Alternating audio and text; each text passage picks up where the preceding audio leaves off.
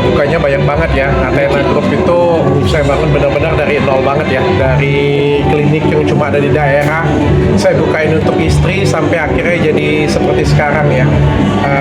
Suatu jadi kebanggaan lah untuk saya bisa kasih suatu klinik yang berkualitas untuk masyarakat ya.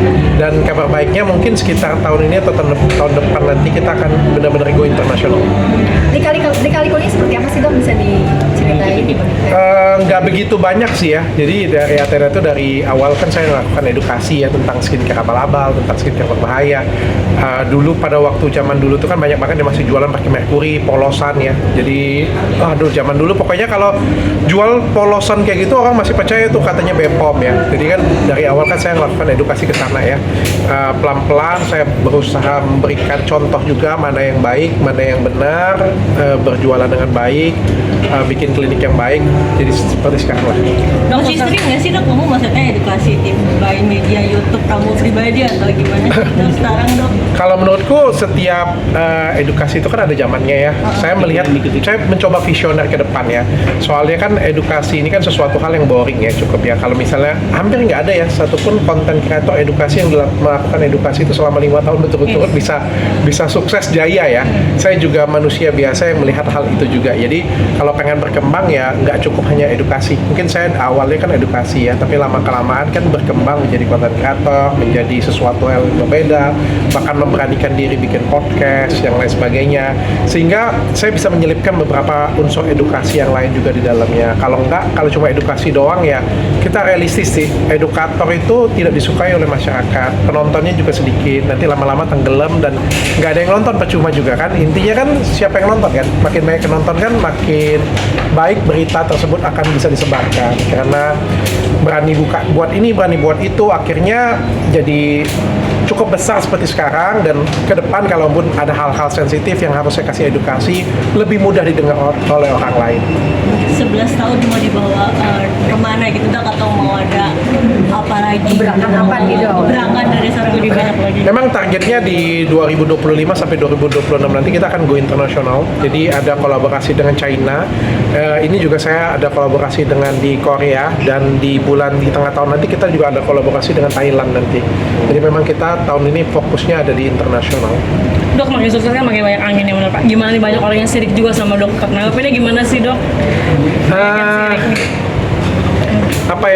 Saya juga baru sadar sih. Pasti kan kita pasti ada kekurangan ya, pasti ada kesalahan. Saya juga bukan manusia yang sempurna, pasti ada kekurangan, pasti ada kesalahan.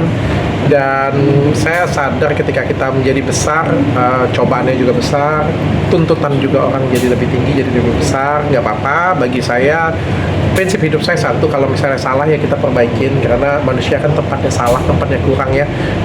Bahkan kan yang jelek kita perbaikin, yang bagus saja kurang kita perbaikin kok, yang sudah bagus kita buat lebih bagus lagi kok, nggak ada masalah. Dulu saya ngelihatnya kalau misalnya ada yang iri, saya kesel, tapi kalau sekarang saya anggap itu salah satu batu loncatan saya untuk jadi lebih baik. Saya percaya apapun yang dikasih ini adalah satu cobaan, ada satu langkah buat saya jadi manusia yang lebih baik, jadi brand yang lebih baik untuk masyarakat. Dok, bahkan bisa dibilang tuh semakin dirimu meninggi makin banyak cobaan, salah satunya yaitu sempat juga dilaporkan oleh dokter. Gimana tuh dok? Ya nggak apa-apa. Kan setiap warga negara berhak untuk ngelaporin ya, nggak apa-apa sih, aku nggak jadi masalah. Nanti biarkan aja di proses hukum yang membuktikan. Atau juga sempat ngelaporin dokter, sebentar update-nya gimana dok? Update dari laporan dokter. Terakhir kemarin mediasinya gagal kan, dia nggak datang di mediasi, cuma itu aja sih yang aku tahu. Dia takut apa gimana sih dok? Akhirnya datang. Waduh, aku nggak berani spekulasi, kalian nih kompor.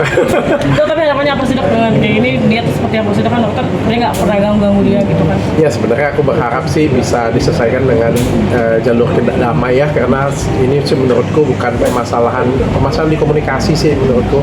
Sekali lagi bilang kan, kalau misalnya ada yang kurang, ada yang salah, ya aku siap untuk memperbaiki kok. Sebagai manusia aku siap untuk memperbaiki. Tapi yang jelas kan aku nggak ciptain bukan produk abal-abal, aku bukan mau celakain orang, aku juga nggak perkosa orang, aku nggak bius orang juga, nggak perkosa orang, aku juga nggak bukan melakukan kejahatan yang secara sengaja, bukan krim polosan.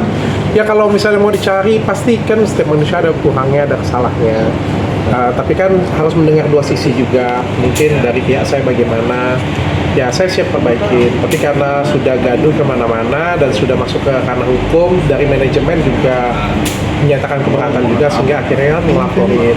Ya saya juga nggak berharap seperti itu sih, karena kan bagaimanapun juga beliau ada sejawat saya kan. Ya saya doakan yang terbaik saja. Dok, kalau sekarang Buka perang komunikasi nggak sih dok terhadap dokter, apalagi bisa dibilang dokter selama ini kan selalu mereview produk dokter, salah satunya kemarin juga ya. Sebenarnya dari saya kan sudah berusaha untuk membangun komunikasi ya. Saya itu diarahkan oleh pertama yang akan saya itu Ustadz Felix Shaw. Ustadz Felix Shaw itu bilang, saya minta petunjuk dari Pak Ustadz Felix Shaw kan, apa yang harus saya lakukan nih Pak Ustadz, saya ketemu masalah seperti ini, saya bilang kan, saya juga nggak ngerasa seperti itu, tapi saya difitnah, saya bilang kan ada beberapa hal yang merugikan saya, apa yang harus saya lakukan? Ustadz Felix Shaw bilang, samperin, datengin, dia bilang kan, tabayun, ajak ngomong baik-baik.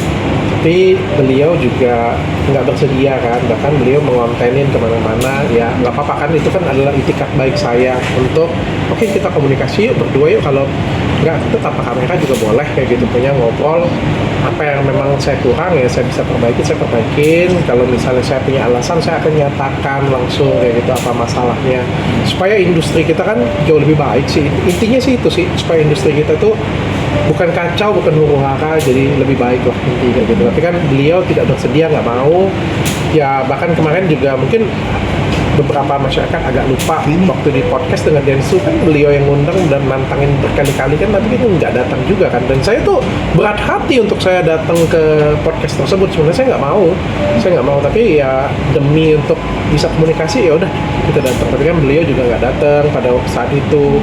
Ya, jadi saya juga bingung harus mau ngapain lagi kayak gitu. Bagaimana sih cara menyelesaikan masalah ini? Bagaimana supaya kita bisa berkomunikasi?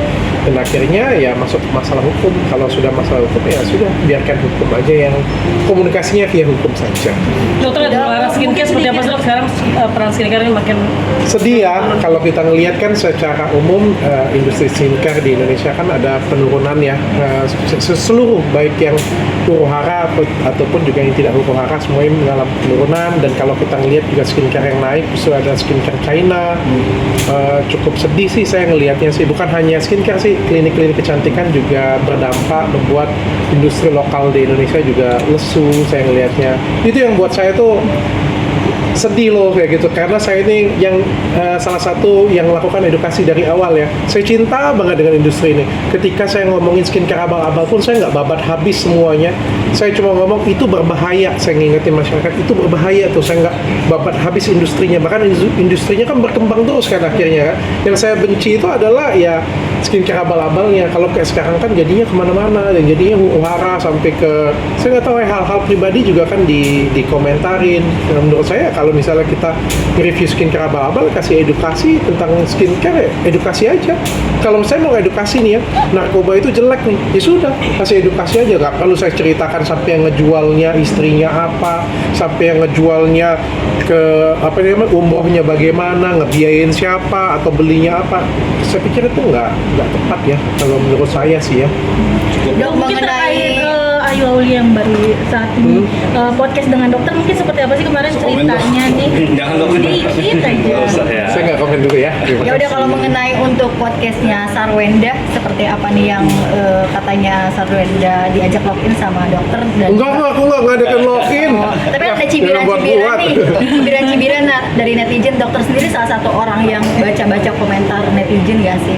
Ada beberapa baca, kebanyakan sih enggak ya. Tapi saya nggak pernah ngajakin Sarwenda login. Bunda Sarwenda teman saya, kita buat bisnis bareng. Insya Allah nanti kita akan launching di tanggal 26 April ya, 29 April nanti kita akan launching bisnis bareng Sarwenda. Itu aja sih, dan aku ngeliat dia sosok ibu yang luar biasa, yang sayang banget dengan anaknya. Dok, Terima kasih. Dok, Ayu ada fisik. Makasih, nonton aja di Terima kasih. podcast saya. Nonton di podcast saya. Terima kasih Terima ya. kasih ya.